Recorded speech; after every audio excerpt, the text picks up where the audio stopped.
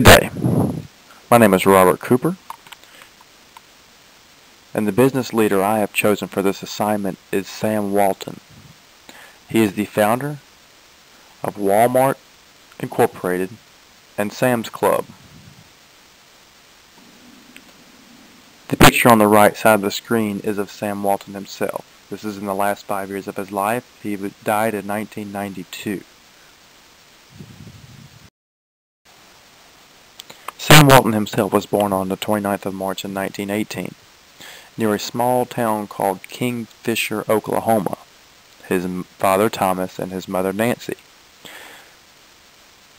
were not wealthy people. At this time in his life, he grew up on a farm in 1923.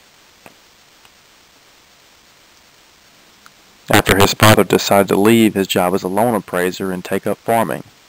After a while, they realized that wasn't necessarily paying the bills, and his father returned to his occupation as a loan appraiser. The 1920s was the time of the Great Depression. Nobody really had any money. So it was hard enough for their family to meet their financial needs, and Sam had to help out even when he was a young boy. They owned a cow which he milked, bottled, and the excess delivered to customers who paid good money for the milk. He also delivered newspapers in his spare time, earning as much money as he could for his family. So from the beginning, Sam knew what it meant to be a hard worker. And even during high school graduation, he was awarded the most versatile boy. Continuing his hard work, he attended the University of Missouri and majored in economics. He worked various part-time jobs. Most of us know how hard it is to pay for college. He worked various part-time jobs, waiting tables and such. He was also president of the Zeta Phi chapter, Beta Theta Pi fraternity, and the professional business of fraternity Alpha Kappa Psi. During graduation, he was nominated and voted for permanent president of the class. The economy was on the rise, but Sam still needed a job after graduation.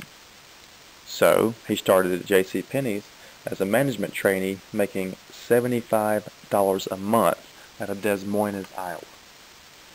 Now, that doesn't seem like a lot of money to us today, but you have to think, the United States was coming out of the Great Depression, and, even the dollar amount was way different than it is today. So $75 really wasn't that bad. While serving as a manager, he learned a lot of great concepts and what it took to be a leader to employees. From this beginning, Sam pioneered some concepts that are still used today in Walmart, one of the most successful empires in the world. His concept was revolved around taking a product and presenting it at an affordable low price for consumers. That way he gathers more customers in and can sell these goods at a lower price versus another retail store selling something at a higher price, making more money off fewer customers. Sam's outlook was a little different. Sell it for a good price. Word of mouth will bring more people in. You save people money. Thus, more customers equals more money. It worked better for him that way.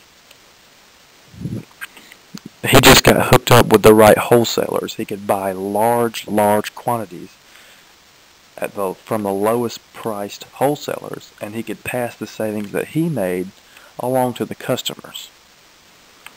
With cheap prices always comes large sales volume, which allowed him to purchase even cheaper wholesale goods from his suppliers, bartering with them, for instance. They're wanting to sell their product and he's wanting to buy it, so he's buying bulk and he's offering them lower prices to try to furnish his stores. He gets cheaper goods, the customer gets cheaper goods. Sam took this concept and started another store in Fayetteville, Arkansas. It was a 5 and dime store, like one of your simple stations you'd see on the corner. It was called Walton's 5 and Dime.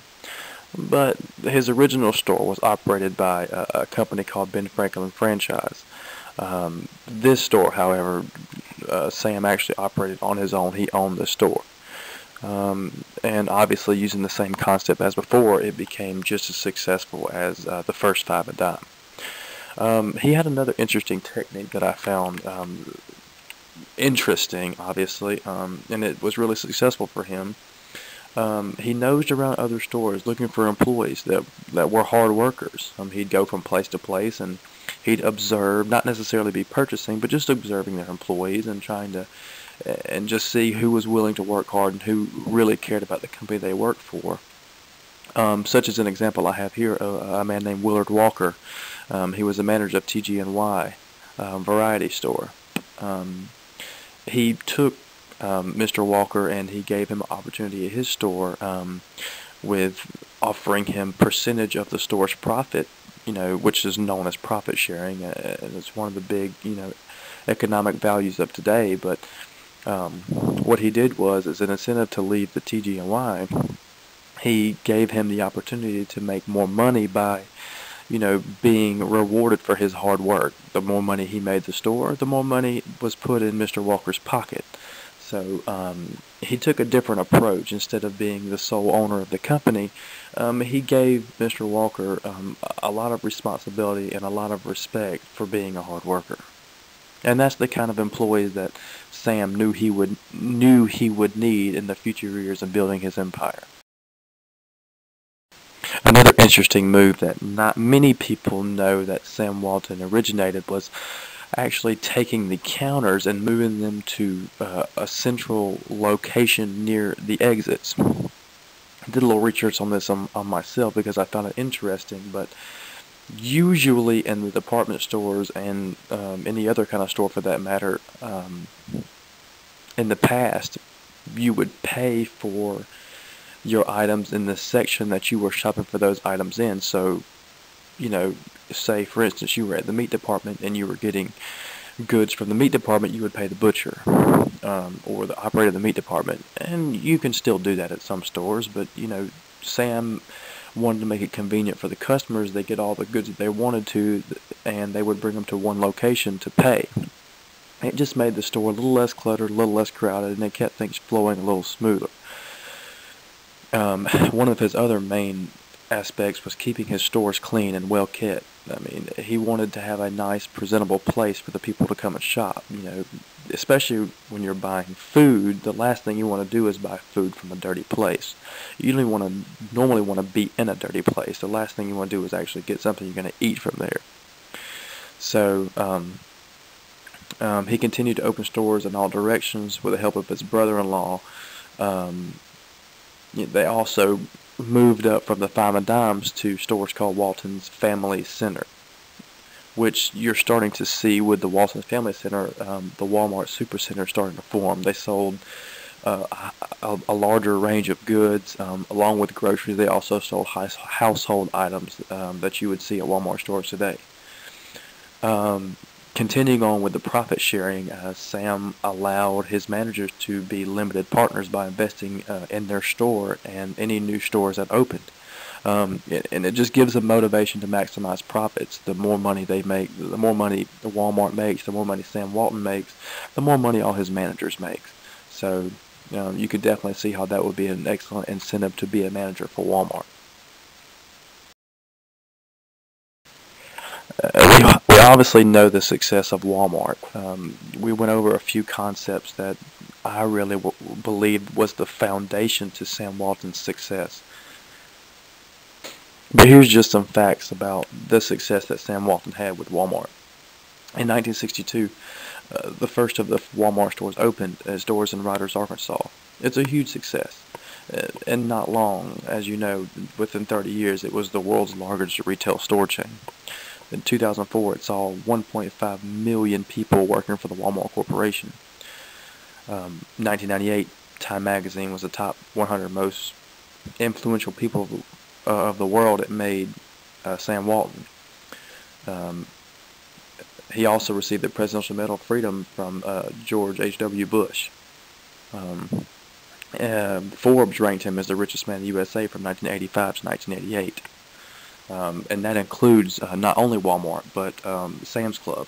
And a lot of us know about Sam's Club. It has the same concept of Walmart. However, When he buys bulk from the supplier, he sells bulk. So instead of buying bulk, chopping it down, and selling it individually, he buys bulk from the provider, from the manufacturer at a low price, and then sells the entire bulk that he buys for a low price. Another interesting fact that I did know about Sam.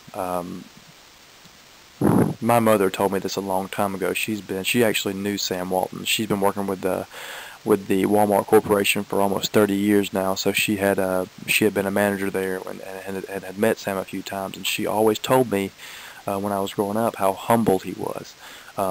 She said that was one of the main things that she and other people around the company and even the customers respected about him, is his humility. As much money as he had, you see people these days, flaunting with their cars, with their clothes, and he wasn't.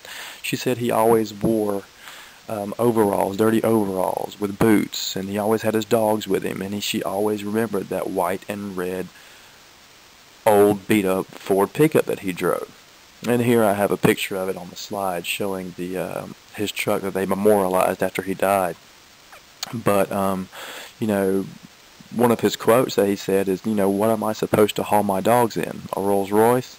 And it just shows a lot of the humility that he had, and understanding that, it's not about how much money you have. It's about pleasing the people. It's about, it's about making sure that people are treated fairly.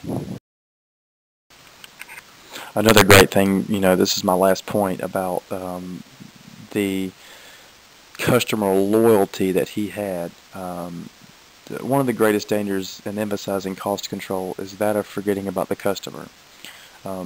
Obviously, you're in business to make money, but there's also an ethical standpoint that you have to take when dealing with people who actually keep your business afloat, and in that aspect, we're talking about the customers. Making good customer relations was one of Sam Walton's top priorities.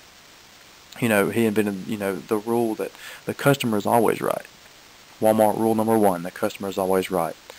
Rule number 2, if the customer happens to be wrong, refer back to rule number 1. So regardless of the issue, it's all about the customer getting what they need, getting what they deserve, getting what they want. No matter who's right or wrong, it's better to make the customer happy and make them feel like they were appreciated than it would be to lose what little bit of profit you may have been arguing about. So that's another, it just shows, the amount of respect he had for the people who kept his company afloat for all those years. This is an interesting quote from Mr. Walton. Earlier we did talk about the loyalty he has not only with the customers but with his employees. We believe in people. We have involved our folks in running the company. We've developed a partnership through the years, and is our basic philosophy. This is an approach whose time has come for the retailers and manufacturers. Walmart employees, from senior management to part-time floor personnel, are informed about gross margins, rent bills, and other operating expenses. They also share in the store profits. He wanted everybody to be involved, no matter the importance they had with the company. He wanted them to know what direction they were headed in, what they planned to do with the profits that they make, and they wanted everyone to feel like they had a say-so, like they were important. He also had a very interesting concept that at any point in time, any employee, big or small, could write him a letter to the CEO directly if they had an issue that needed to be resolved. So that just showed that he wanted his employees to know that he cared about their opinion. A couple pinpoint facts about Walmart today. I'm sure everybody's heard about Walmart, but the empire that is Walmart is not lost with the death of Sam Walton in 1992. The company continues to grow every year, inventing new ideas to ensure that their prices cannot and will not be beaten. For example, they have a deal out now, as others do. If you find a cheaper product that Walmart sells in another store, all you have to do is bring that price in that store has, and he will match that price for you. If you come in his doors, you're going to get the lowest price. It's guaranteed. And that way, he can ensure that the customers know that they're not being cheated or cheated on with upsell. Well, that includes my presentation on Sam Walton. I hope you've learned a little bit that you may not have known about Sam Walton today.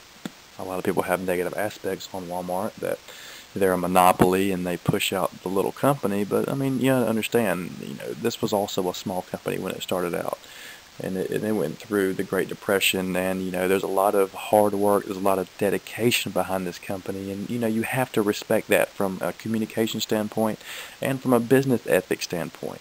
You have to appreciate the hard work that was put in, and the amount of commitment that it came from the ground up. So I hope, like I said, I hope you learned, you took a little bit away from the presentation today, and I hope to at least chat with you guys over some over the web again about some of these topics, and good luck with the rest of the season.